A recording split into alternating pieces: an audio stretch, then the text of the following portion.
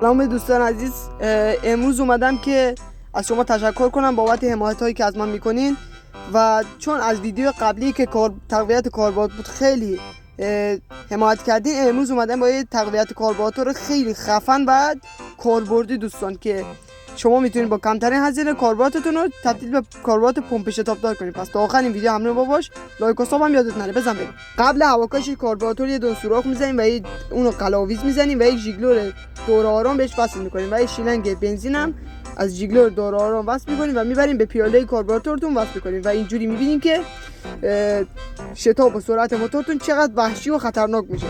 شما اگه این کارو رو کاربراتورتون انجام بدین، این حرکتو بزنین دوستان، کاربراتورتون مثل کاربراتور پمپ شتابدار میشه و کاربراتورتون خیلی تقویت میشه و نهایت استفاده رو شما میتونید از کاربراتورتون بکنید.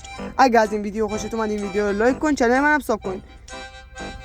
تو چنل کلی آموزش‌های خفن موتوری گذاشتم که به دردت میخوره، حتما چنل رو ساب داشته باش.